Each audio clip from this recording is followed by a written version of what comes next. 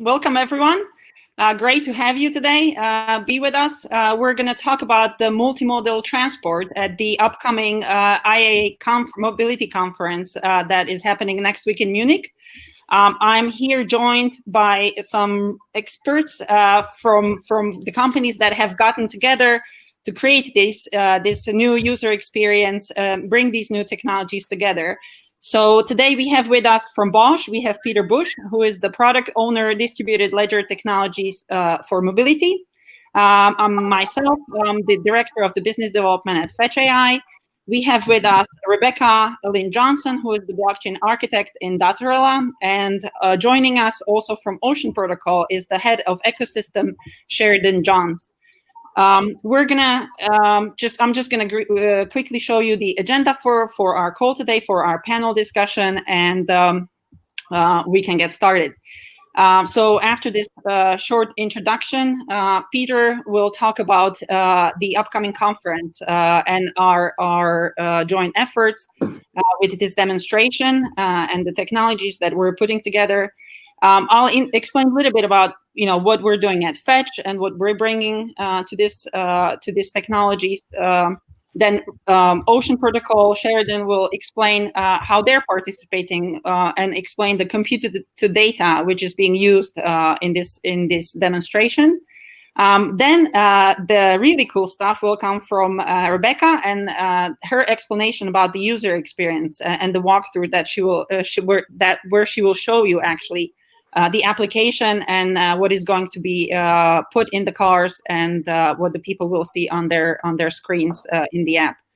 And then we'll wrap it up because what we're really building here is an inclusive European ecosystem.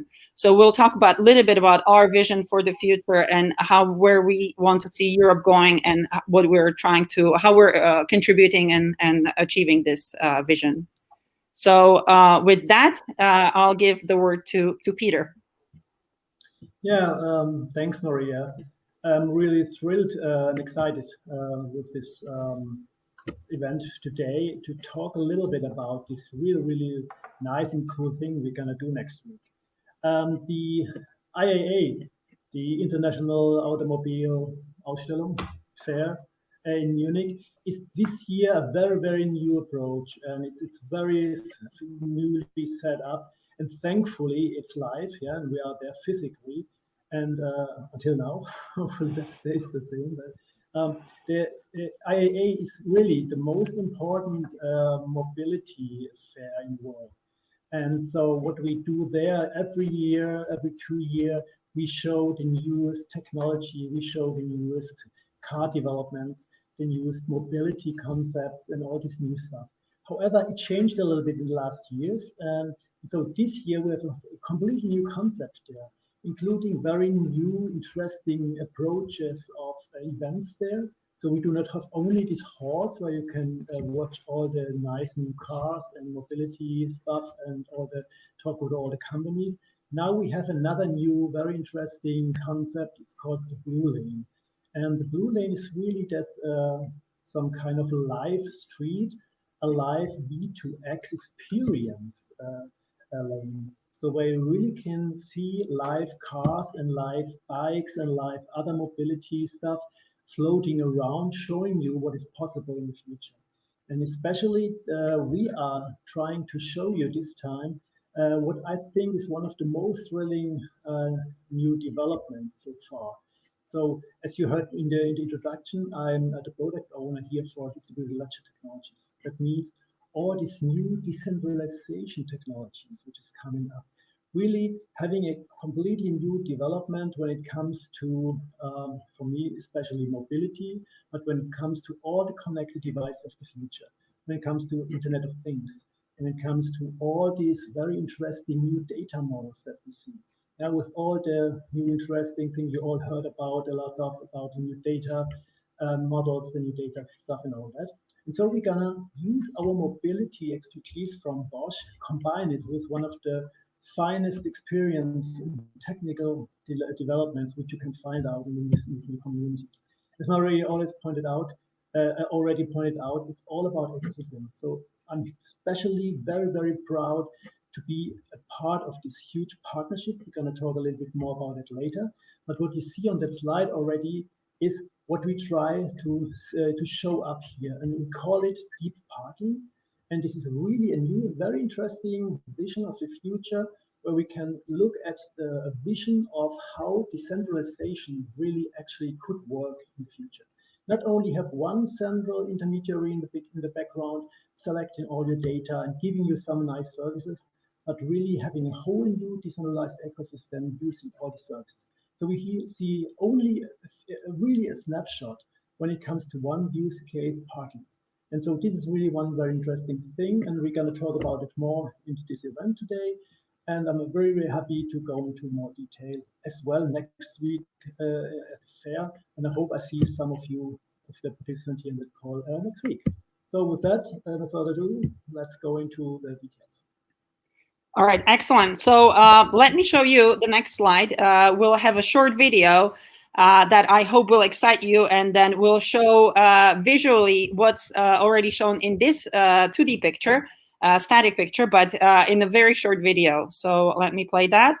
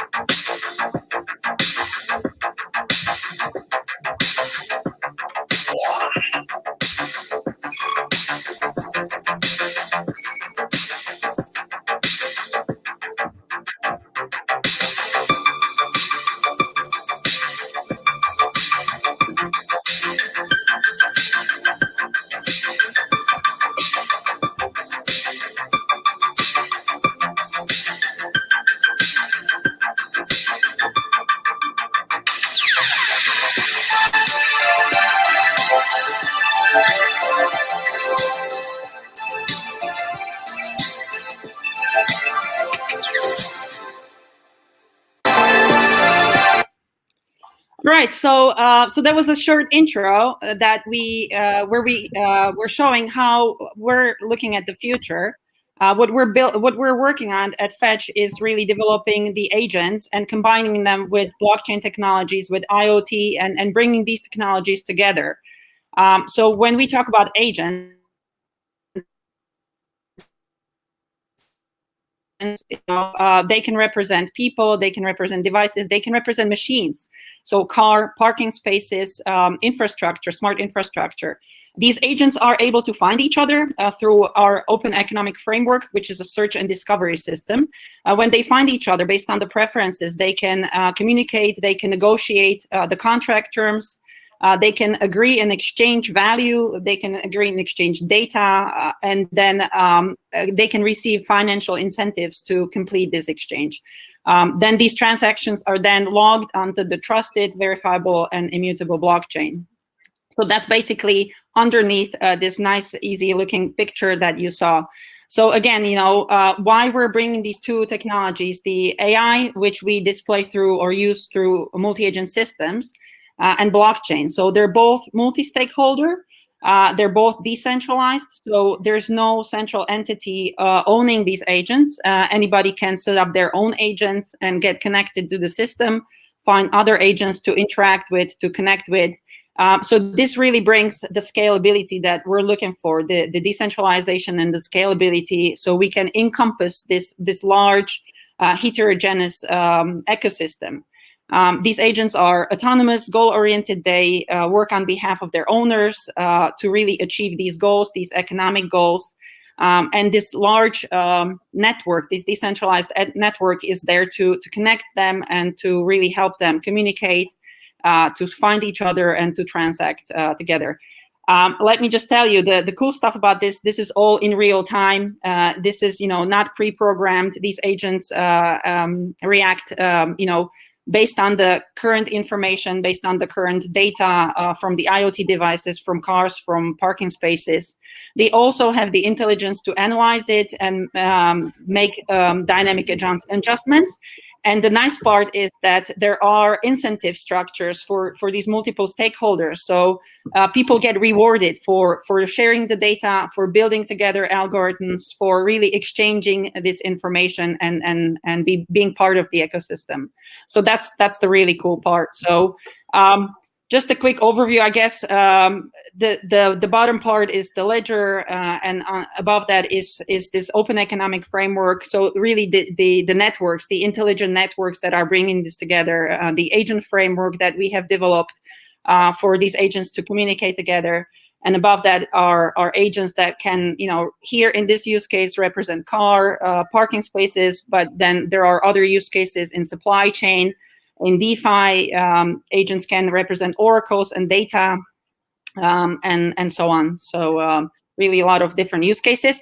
And here, let me then hand over to Sheridan and Ocean Protocol to explain their part in this demo.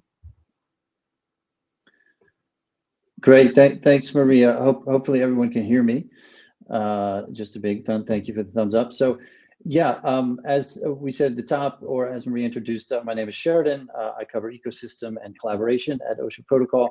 So basically, I have the good fortune to engage with innovators and experts in machine learning, data science, blockchain, IoT, who are all passionate about building the new open data economy and who are interested and looking at Ocean Protocol for their data sharing strategy. So in short, those of you who haven't come across Ocean before, Ocean is a general purpose decentralized data exchange protocol that enables anyone to publish and trade data sets that they own the rights to. So at its core, Ocean is working to give people the power to take control of their data so they can share their data and also monetize their data under their own terms and in the way that they want to. So one of Ocean's most requested features is, as Maria referred to, compute to data.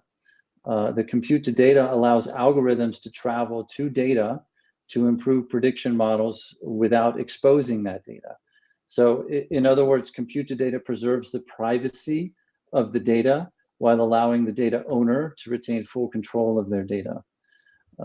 So with compute to data privacy, data isn't directly shared, but rather specific access to it is granted. So in this image, you can see the algorithm at the top and the data at the bottom, and Ocean kind of in the middle. Hopefully you can see that. You can see us kind of at the middle, at the bottom, unfortunately. But hopefully this is clear enough to you. But using Ocean's access control-based smart contracts and data tokens, Ocean enables the data owner, who's at the bottom, to grant access to their data in a privacy-preserving manner. So that means that individuals can now safely share data and allow third parties to access private data for advanced research or business operations. And also that'll be featured here in the actual demo. Quickly, what are the advantages of compute to data? Why is this so interesting? Well, certainly increased control, since the data never leaves the premises. Data owners retain control of their data, as well as flexibility. Data owners can share their data without having to move the data, which obviously is ideal for large data sets that are slow and expensive to move around. In addition, compliance.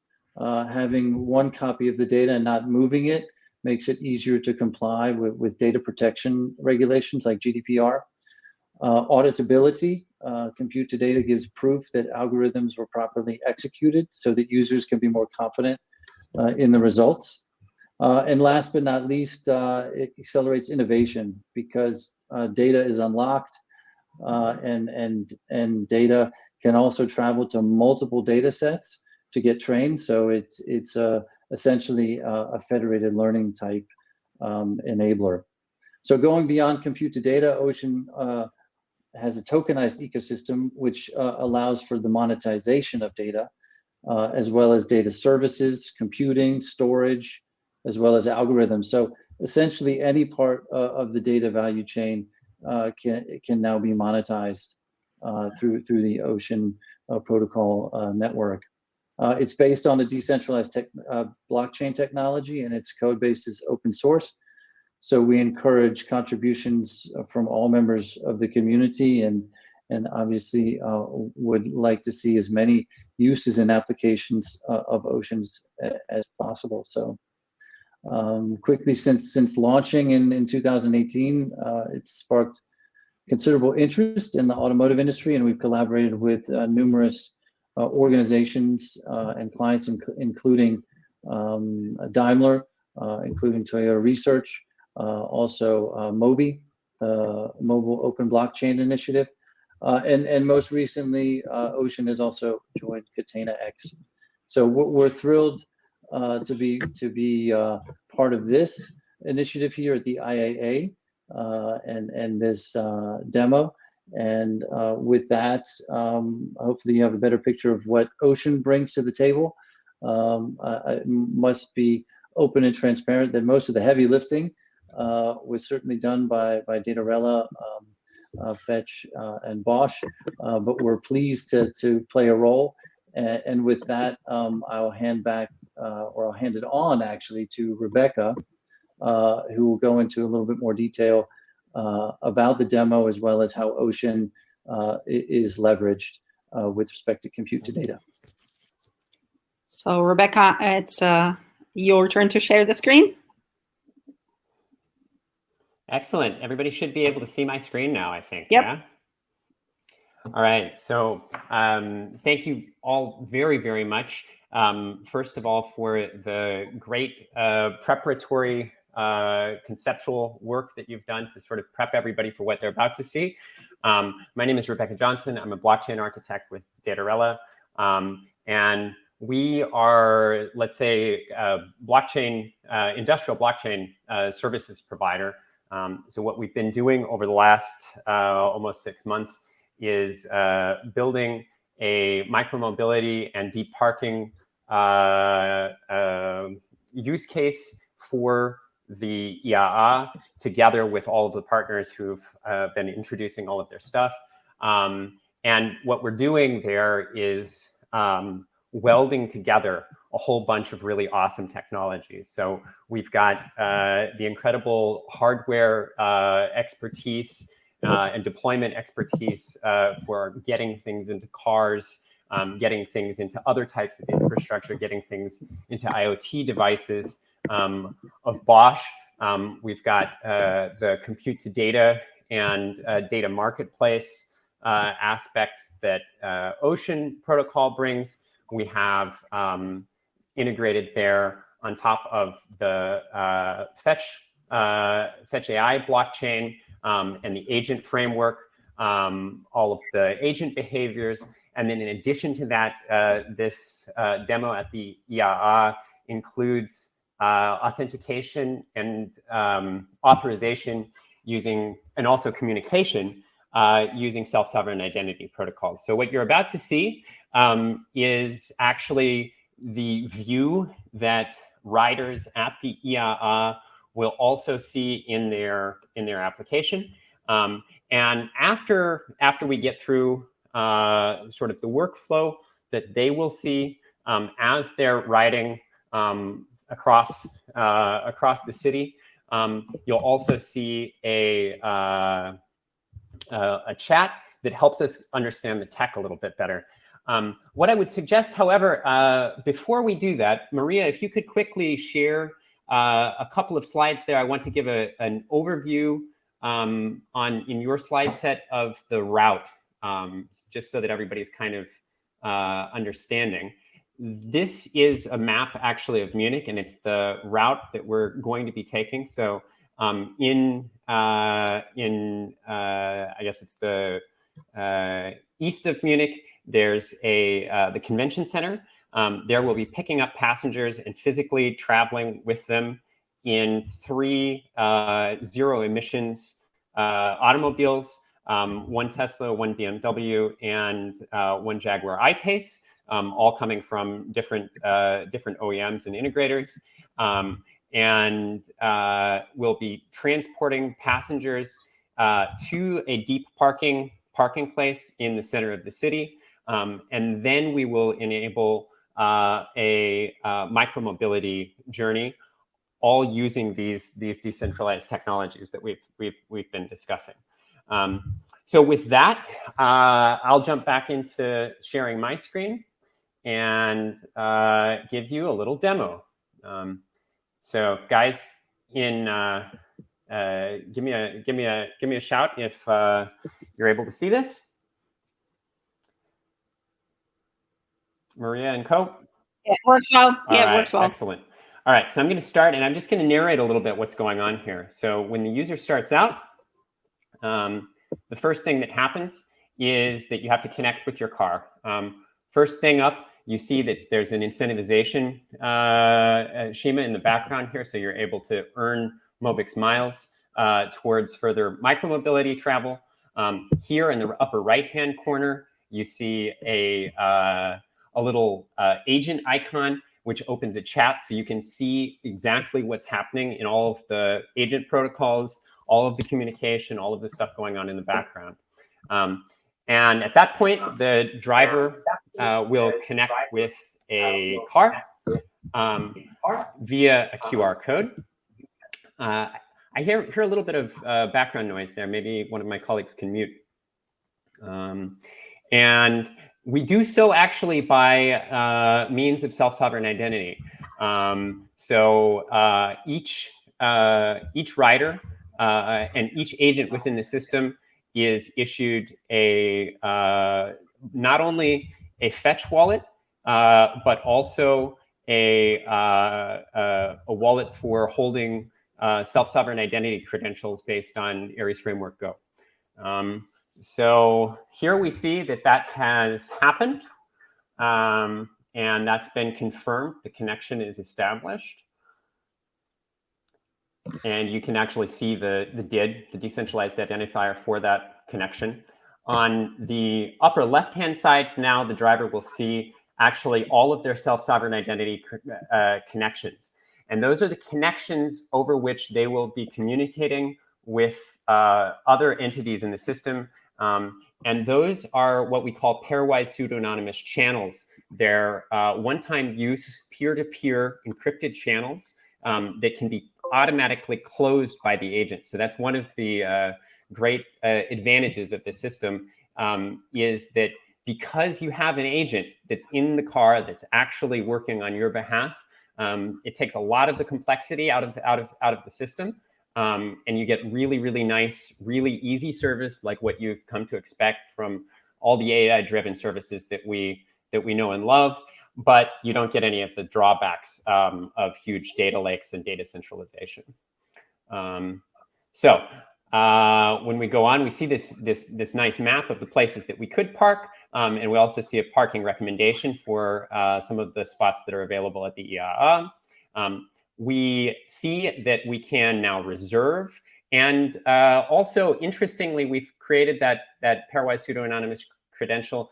And if I pause here for a moment, you see that there's a reservation credential that's been issued. What that means is that there's verifiable and private communication going on in the background that enables the users to demonstrate to the infrastructure that they are permissioned indeed for that infrastructure and have done so using a smart contract. So here we're demonstrating the two connections that we've got, one to the car and one to the parking lot now.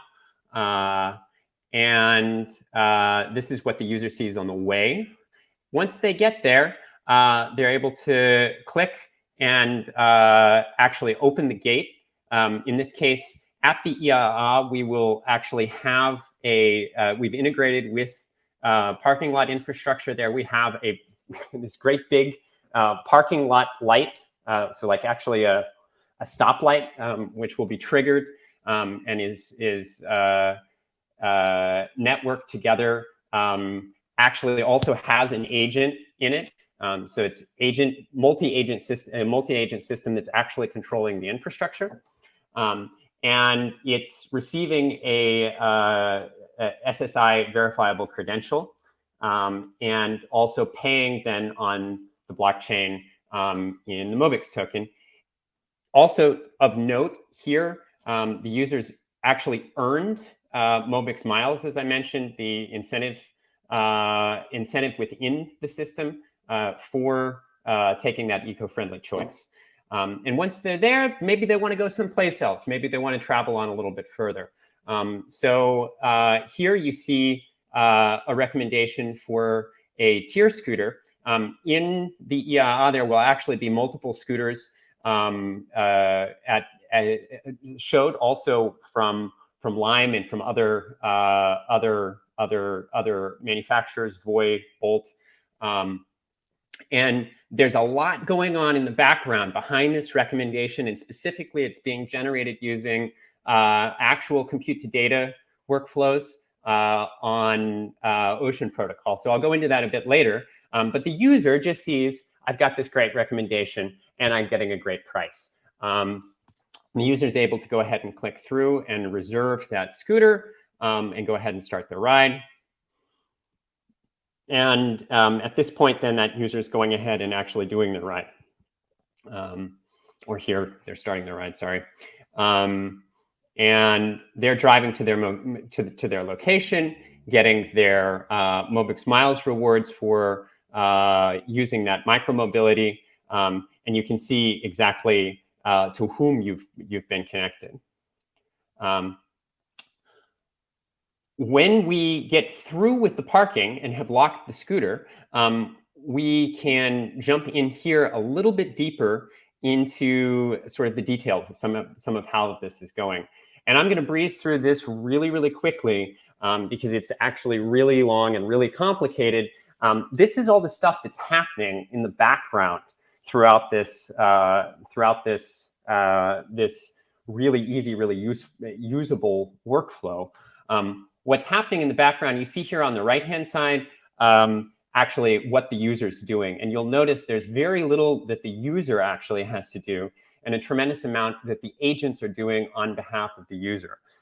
So as I play here a little bit further, what we see, and I'm going to scroll a little bit along here a bit more quickly.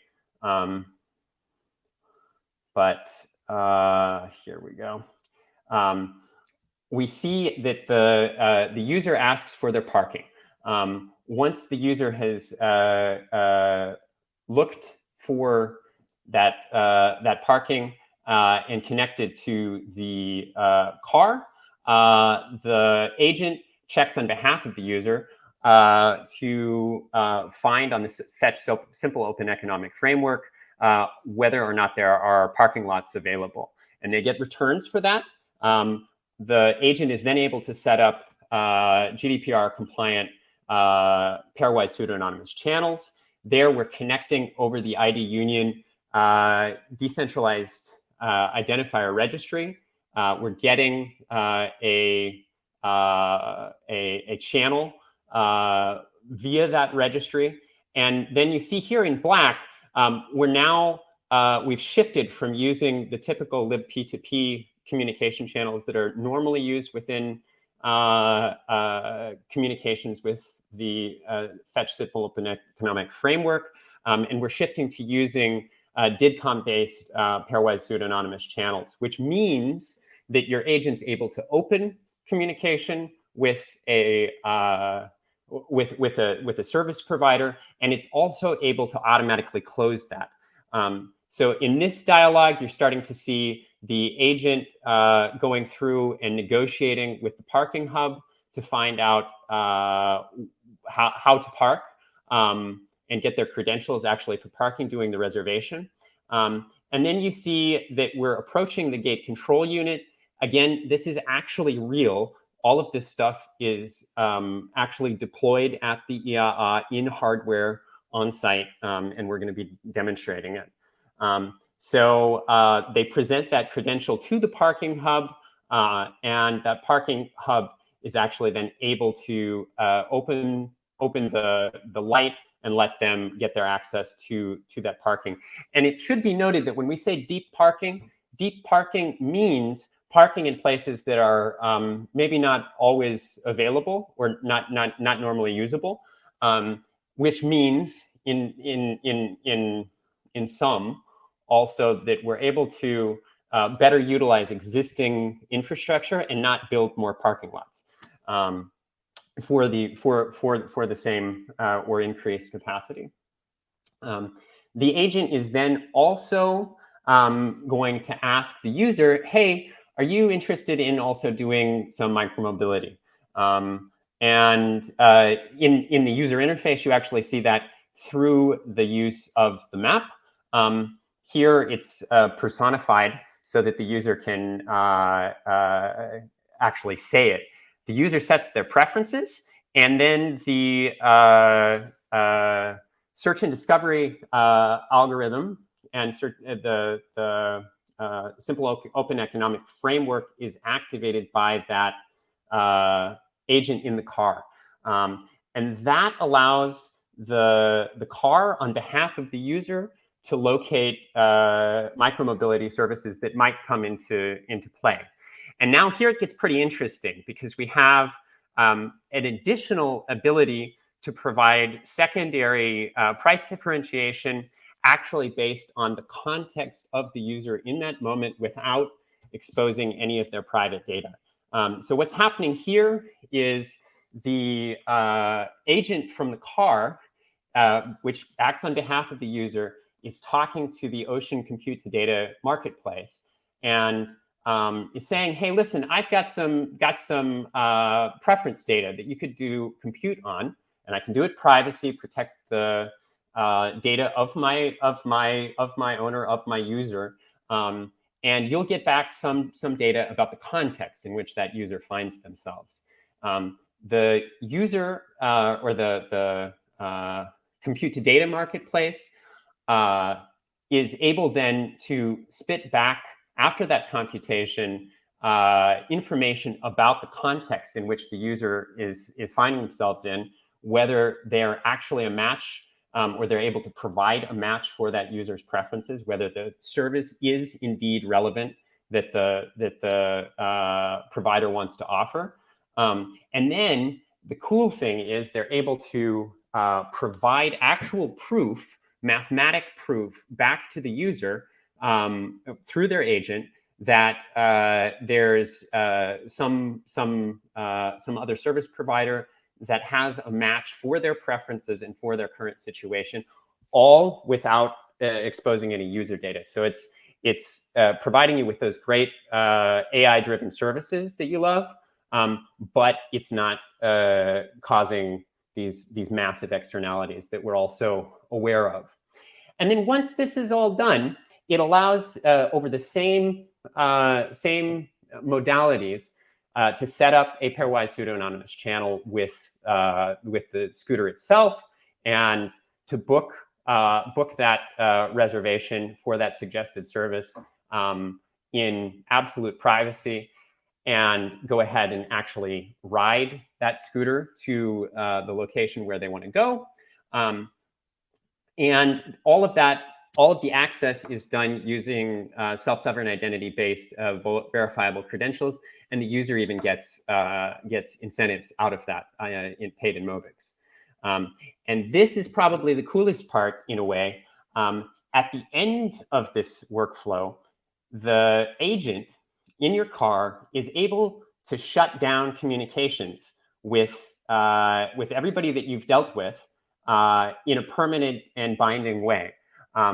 And you get verifiable credentials back from the other services that can be then used to enrich your preferences and actually get you better results next time. And also, you're even getting paid for the compute data on that data.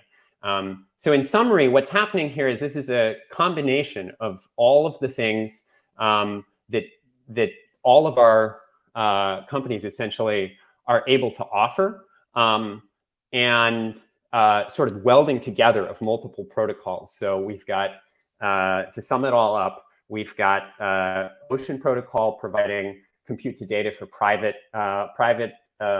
algorithm analysis on private data, which enables these customized context-sensitive offers. We've got really amazing support for all sorts of infrastructure topics coming through Bosch. We have Fetch bringing really good blockchain support on their blockchain, and also the agent framework. And on top of all of that, a lot of really interesting privacy tech boiled in there. So with that, I know it's been a bit of a long haul here. So thank you for your patience and for your interest. And with that, I would hand back over to Maria. And I think we've got a couple more things, and then we'll jump into questions, because I'm sure you are pretty excited about what's coming. Well, this was amazing. Thank you so much for the presentation. I think, you know, you are doing such a great job. I always love your presentations, and it was very well explained. For anybody who loves, also, I saw some comments that everybody loves these side notes and the Shakespearean style of explaining the tech. So we're actually talking about a video that you know, we'll bring this to you in a different format, but that's coming up soon. All right, so a couple more, I think, things, and then we can get your questions. So let's see what else we have on this presentation. So yeah, so as Rebecca touched on, and also Peter, so deep parking is one of the use cases.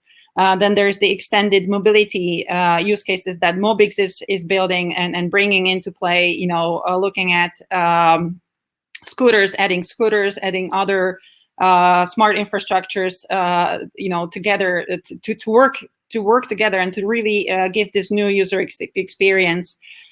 These applications are not only for mobility, but they're also for travel. You will soon hear about travel agents, you know, supply chain, manufacturing, and in general in smart, you know, marketplaces. The advantages are really, you know, providing real-time information and this new intelligence to analyze it and to make dynamic adjustments. So together, you know, here, what you see in this group, we're bringing this to you together, enabling this autonomy and economy of things. And you know, what we're building here are really solutions for tomorrow. We want to build inclusive European ecosystem, and that is our vision for the future. We are here, you know, as mentioned earlier by Sheridan, we're also participating at Catena X. So Ocean, Fetch, Bosch is participating in Catena X, which is this new, really interesting project that is bringing together the automotive industry in Germany and building these technologies, and really. The vision is to really enable anybody to participate, to be part of this new economy and this new future, and also to benefit from that, you know, through, you know, the exchange of the tokens. So we're really super excited to be part of that group, and I'm sure, you know, everybody else is as well. The vision is to really bring everybody in. So other, you know, ecosystem players, small and large, anybody is and will be able to be part of it. So that's how we're looking at it. And I would like to now hear from the other panelists, because they're also part of this ecosystem and this future. So what are your thoughts on that, Sheridan? You're muted.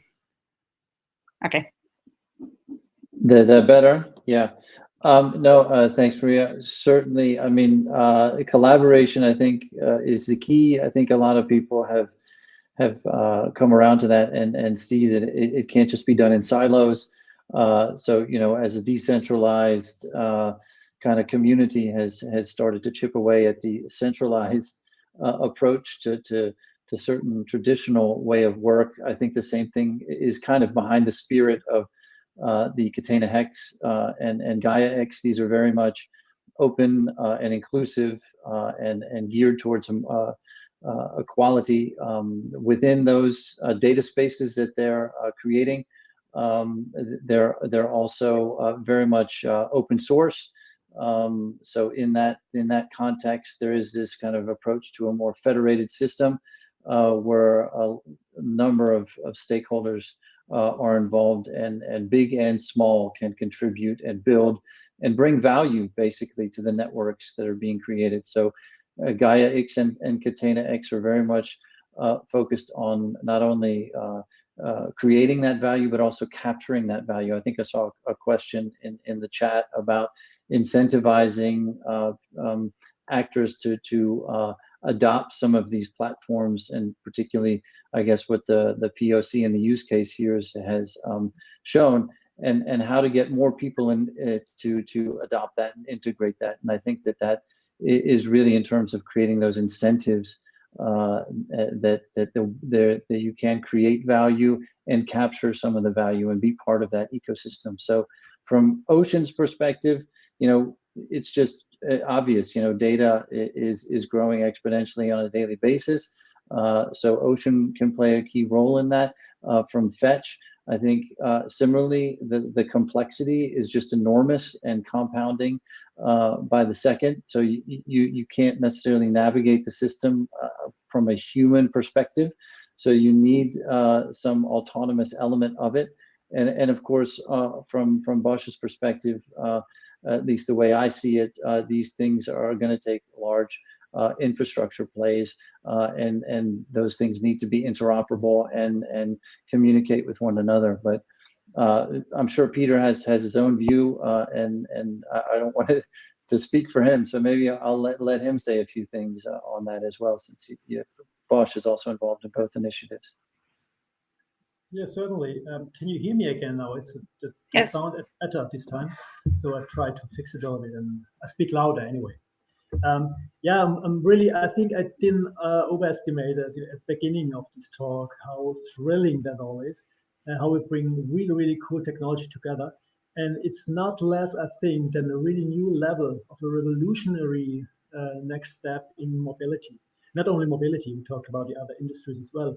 However, mobility for me is, of course, the most interesting part here, because we go into absolutely new levels of mobility scenarios, mobility service concepts and business models here, talking about all these new interesting agent and data model technologies.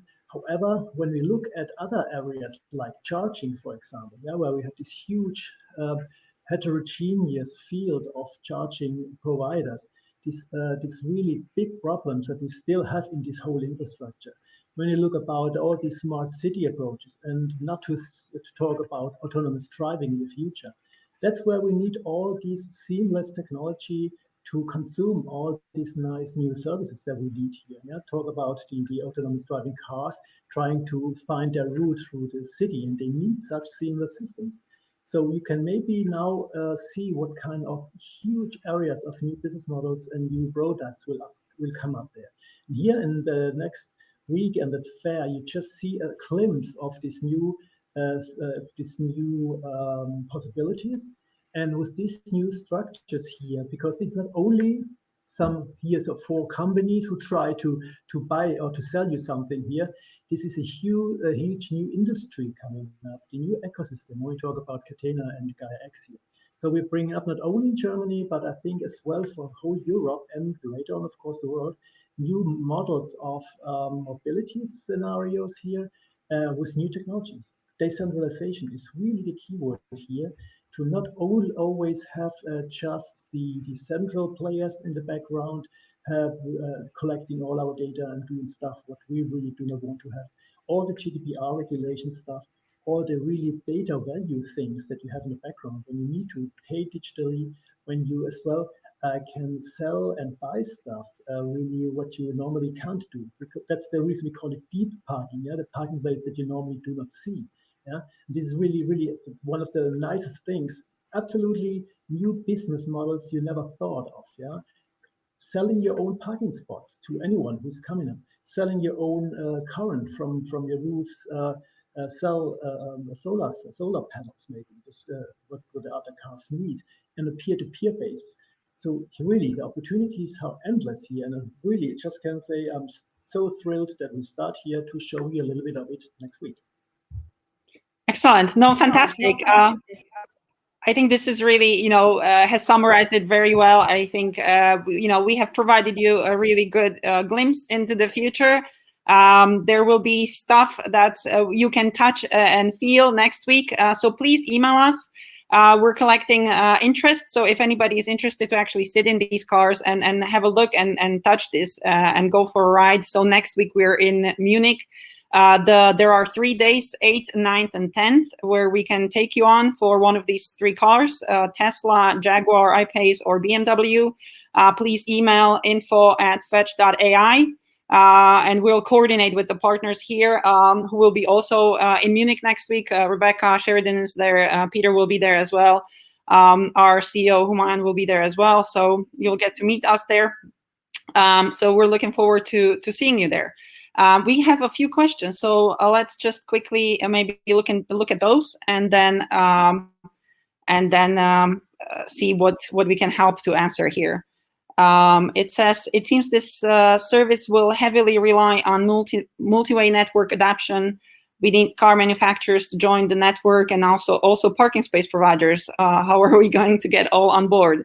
That's a good question, right? So we're talking about these new technologies. We're explaining to people how they work, what they bring, what are the benefits. I think when you let people experience the benefits, so allowing people to participate in this deep parking and ecosystem and put their own parking space on the market and earn some tokens, get some incentives back. I think that will really convince people that why they should participate, and how we have to make it easy, right? So this is a prototype, but we're making it, we're looking at it, we're improving the user interfaces, really making it easy.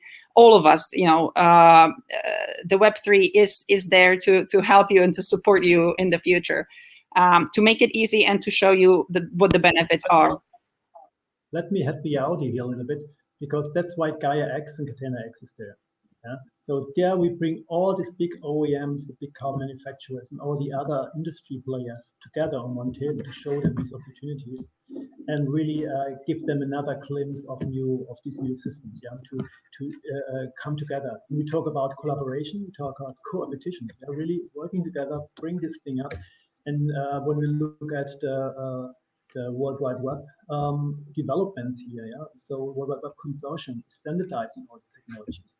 When I look at the governments, they are really looking very, very interestingly on these new technologies, and they pressing us, the industry, to come up with these new technologies and with these new use cases on SSI, for example. So then I think I'm quite sure that will be really successful in the next years.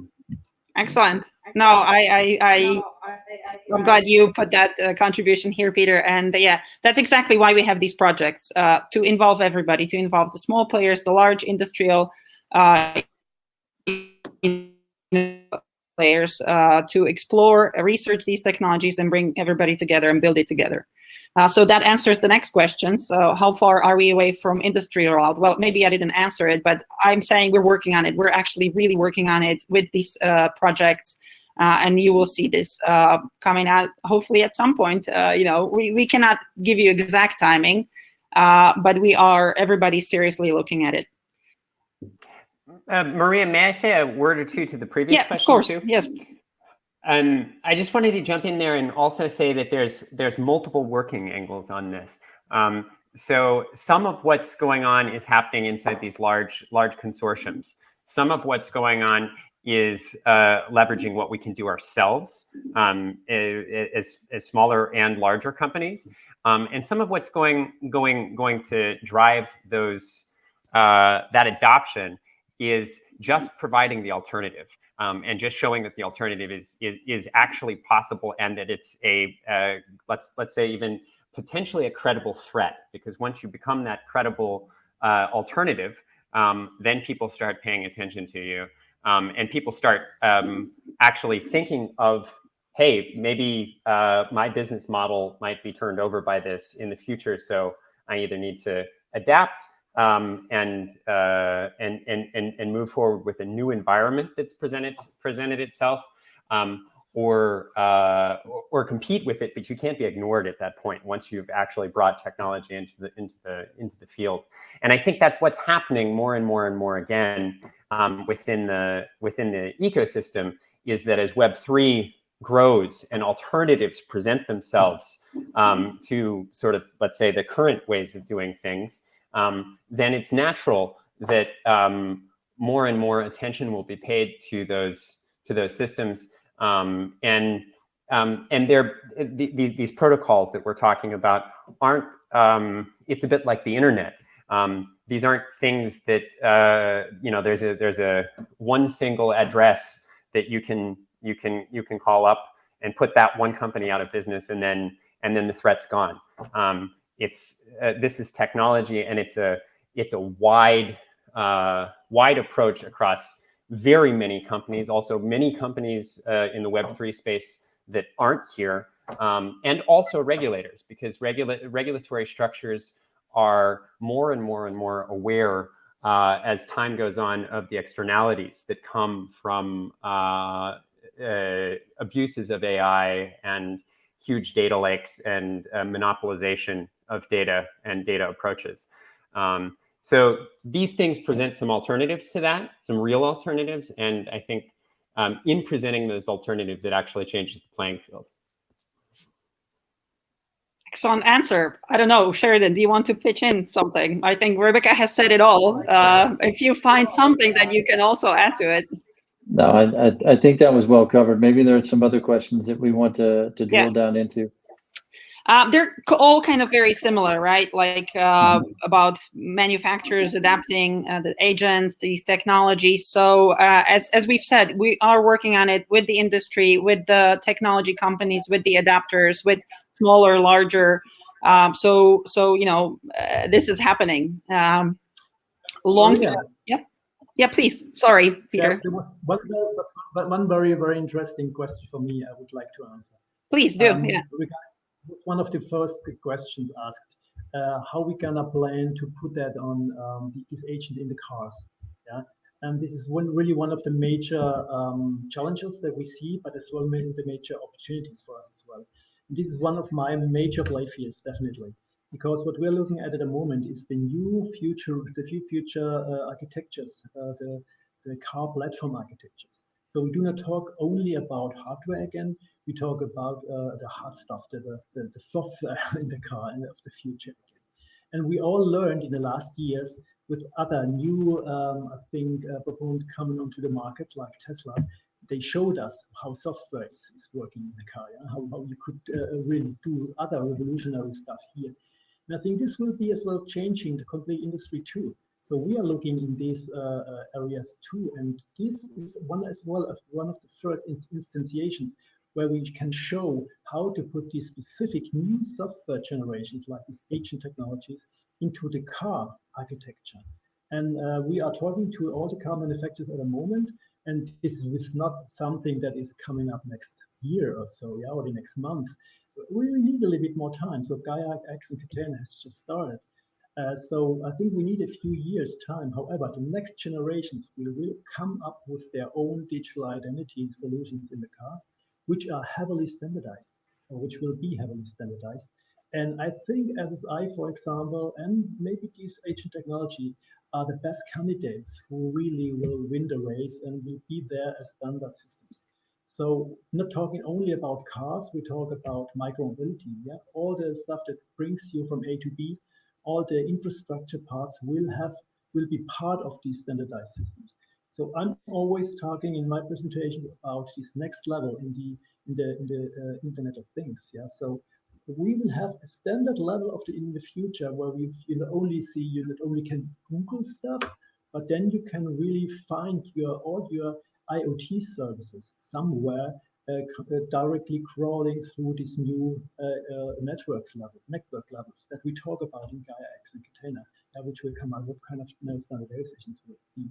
So onboarding of all new infrastructures, of all the new car manufacturers, of all the infrastructure providers will just happen naturally because they see the IoT is coming and you can't do it again like we did the last 50 or 100 years, everyone building its own solution and somehow it fits together and somehow we can sell that stuff. It needs to work together in the future because everything is connected. Everything needs to be able and compatible and talk to each other. And this will be the case here, starting with these really brilliant initiatives and with these technologies of brilliant new startups, a few technology expertise of the old economy, the old tech giants like Bosch, like Daimler, like BMW, and all the others worldwide. So we're gonna make that happen. Then I think we have a little bit more, have to have a little bit more patience. At least I think we need a few years, at least 3 years. How long Gaia X and Catena in the first round will go, then we'll see on how it's going. We will succeed. Excellent. Fantastic. So I think we've answered all the questions with your reply. But if there are some other questions that you want to go directly into, because I think you guys see them as well, there is actually one other one that I would like to bring attention to a little bit.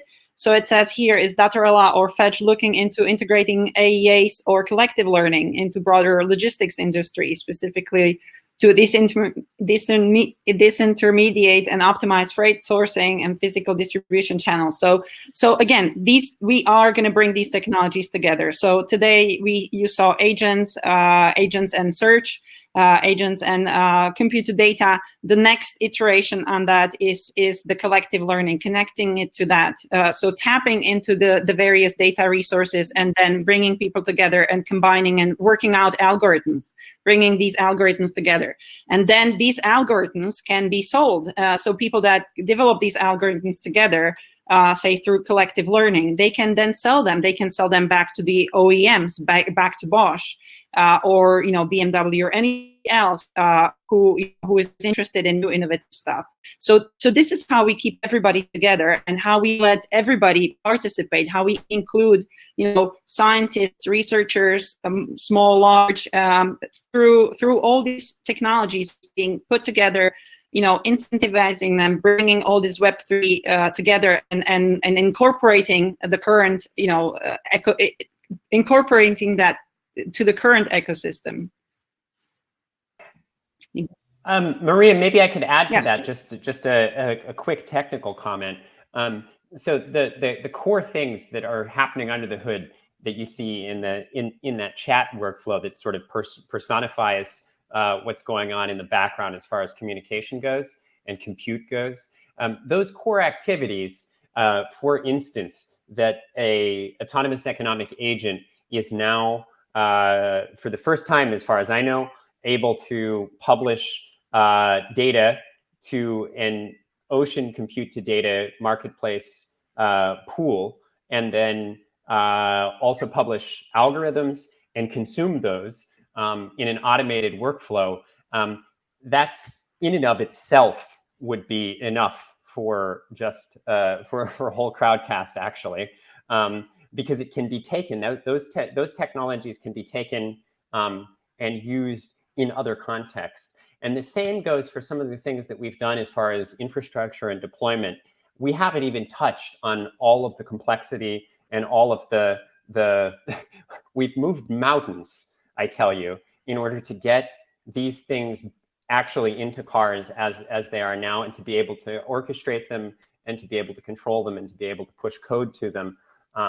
So all of those sorts of technologies that we together here have been building are applicable not only to mobility, but to other contexts.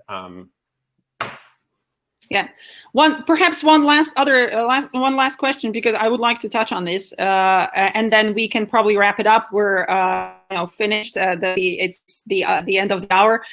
It says here, have you calculated how much CO2 emissions society can save on these solutions?